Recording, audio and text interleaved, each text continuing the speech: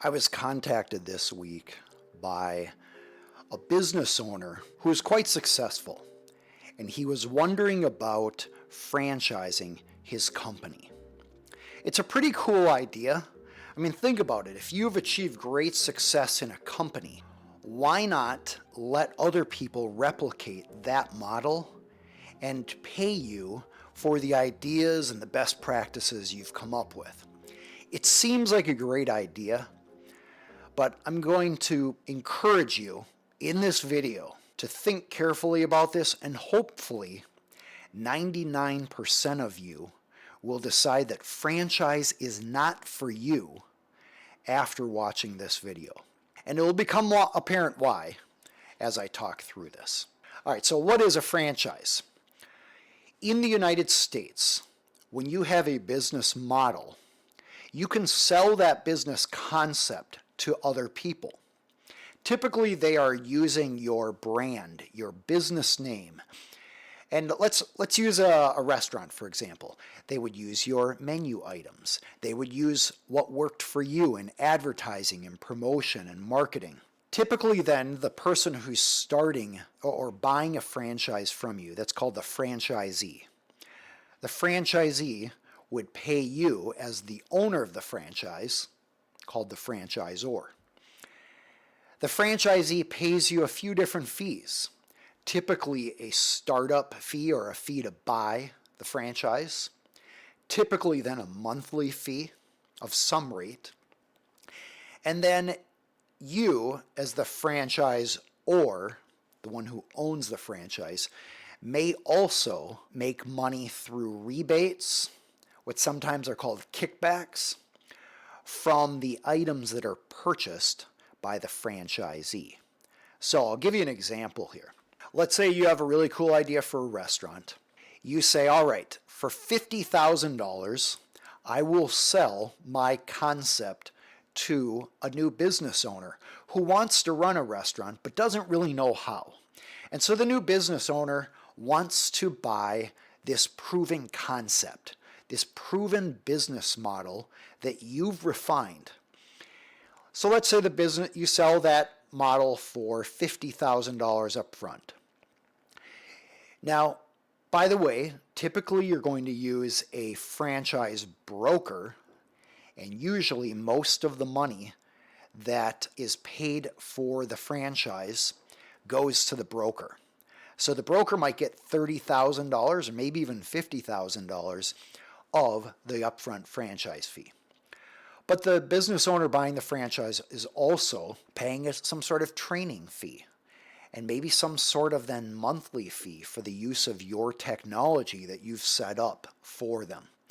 You then send a consultant to them, help them get everything set up and launch, and you might even have a consultant or advisors available to answer questions and to kind of help as the business goes along. Then as this new business owner buys food through your approved vendors using your approved recipes, the vendor may have some sort of rebate that goes back to you. So as you can see, there are three main sources of money for franchisors: the upfront selling price, the monthly fees, and then the rebates that come from when the franchisee is purchasing food or other items as part of owning the business. So if you're running a franchise, you're probably thinking, wow, this is a great idea. It would be wonderful to have my business concept replicated throughout the country, and I would make money off this. So why did I say in the very beginning that I'm hoping I can talk a lot of people out of it?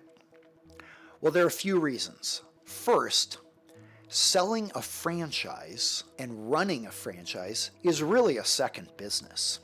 Just like you running the restaurant and selling to customers and needing to work on that business model, having a franchise that you sell to customers, business owners who want to run a business like yours, setting up the processes, the legal fees, the accounting, the sales team that you need, the trainers that you need, the consultants that you need, the software. It's a separate business. So often when business owners with one successful business like a restaurant find out how much work and expense goes into setting up a franchise, it gives them some pause. They think to themselves, I might be better off just launching more stores owned by me, where I put a manager in place. Now, what holds you back? Well, often it's money. You're interested in somebody else bringing some money to the table, and that person having a financial stake in running the company well for you. So there's nothing wrong with a franchise per se. It works great in many scenarios. But I'd say 99% of the business owners who contact me about setting up a franchise ultimately, after doing their due diligence, decide not to pursue it. Interestingly, many business owners who then do set up a franchise also tell me confidentially that it was such a pain, that it was so exhausting and so frustrating that they regret doing it. They wish they were just running their original business and maybe even launching a couple other locations. So now you might be wondering, what is the next step if I'm exploring setting up a franchise for my business? Generally, I say start with education. That includes hopping on YouTube and watching some videos from consultants and franchise development companies. Because this is a whole new business, you may have an idea for a restaurant or a business, but the idea of selling it and finding buyers and training them in and setting up all the infrastructure, it's a lot of work. So generally, companies who want to offer their business as a franchise work with a franchise development company or a franchise consultant. And there's all sorts of educational information online about what do you need to do before you're even ready to do that. There's no problem in reaching out to those companies and asking for some initial guidance. Often you can get a free consultation. Next, in order to prepare your business to be sold as a franchise, you need a number of years of proven profits. And think about it. Nobody wants to buy a business if profits aren't proven. Why would they spend $50,000 or $300,000 to buy a franchise if it doesn't have a track record of proven profits? So you at least want to have that in place. Next, you want to make sure that you have documented all of your processes that have helped you achieve proven profits. Each of those processes need to be passed along to the franchisees who buy into your system, and they need to be trained in that. You can categorize franchise opportunities in two different ways. One is the type where it needs to be run by the owner-operator. In other words, whoever buys the franchise from you and starts that new business, they need to be present at all times because a lot of learning is required. The other type is where the processes can be learned by a team of employees and the manager or the owner-operator doesn't actually need to be present at all times. Subway is a great example of this, where Subway can be run from a counter with 1 to 2 employees, depending on how busy it is, or more, of course.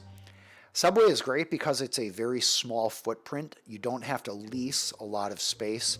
Of course, Subway has some downsides as well. But thinking through what kind of requirements are you going to have for the people who buy your business?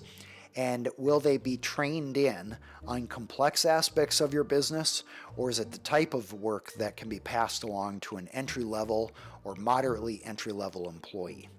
So, documenting those proven processes and then putting together training materials. Those are additional steps in preparing to launch a profitable business or a profitable franchise.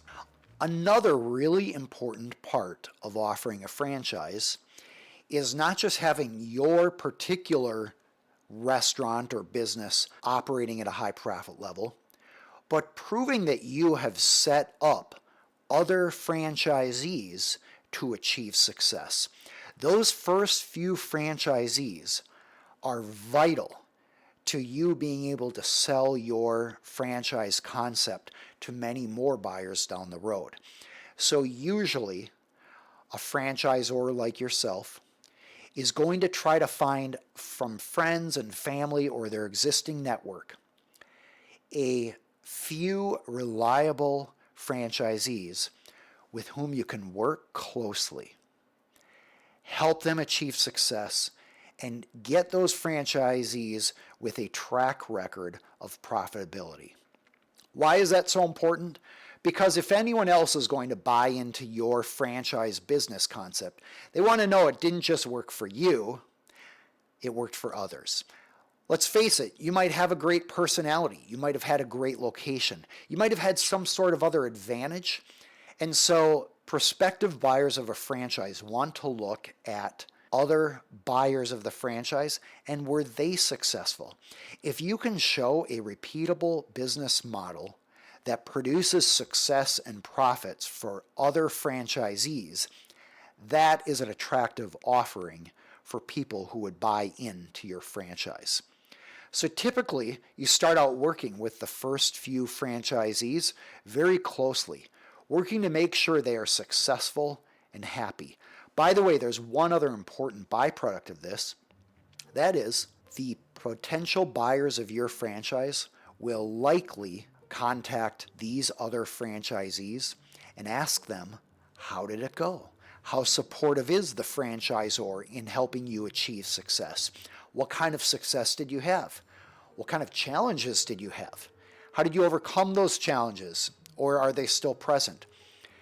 So as you can see, there are a lot of steps in developing a business concept into a franchise offering. I would recommend, before you hire a franchise attorney like myself, before you spend a lot of money on anything, or before you even bring in investors, meet for free with some franchise development company representatives. Click in the description below. There's a great video talking about some of the more reputable ones. Also, watch some YouTube videos and understand what's actually involved in offering your business as a franchise. Most people who do the due diligence and think about offering their business concept as a franchise decide, you know what? I don't think I want to start that business. It's a whole nother business realm that I don't know, I may not love, I might not be successful in. And often offering a franchise business is very different from whatever type of business you are looking at franchising. By the way, one other thing you could consider is going to some of the franchise expos. They're offered every few months in all major cities. They're put on by the big franchise brokers. FranNet, for example, is one of the big ones. And you can go there and check out the different franchise opportunities. It can be a great educational opportunity. It allows you to mingle with potential buyers of franchises to get a sense of who is your potential customer that might buy into your business concept and what are they looking for. I'll warn you though, the people who are manning the stations there, they are typically getting a sizable commission for selling their franchise concept to the prospective buyers. So obviously you don't want to interfere with that, and you want to be courteous and respectable to what they are trying to accomplish at these franchise expos. So if you have questions about offering your business as a franchise, feel free to enter your questions in the comments below. By the way, if you're running a business and you're interested in avoiding some of the common legal pitfalls and problems that new business owners face, I made a list of those problems and some tips on how to avoid them. And I made that list through years of practicing law as a business attorney, working with business owners, seeing the problem, and then I would help them solve that problem. But what I would then do is make a little note. How can I help my other clients prevent those problems? And so after a number of years of putting together that list, I have the top ones available. You can download them at aaronhall.com/free. And when you do that, I'll email you the PDF. And then I'll also give you the opportunity to watch some exclusive videos that are not available on the internet, but they are available to subscribers. You can watch those videos and they will explain each one of the concepts in the PDF that you get so that you can try to avoid some of these issues in your business. I do this video and this channel to help educate and empower business owners to achieve success in their business and life. This isn't a replacement for an attorney. In fact, I can only represent business owners that have some sort of connection to Minnesota, but my hope is that what I have learned through the years of working alongside business owners might help some other business owners and entrepreneurs who watch this channel.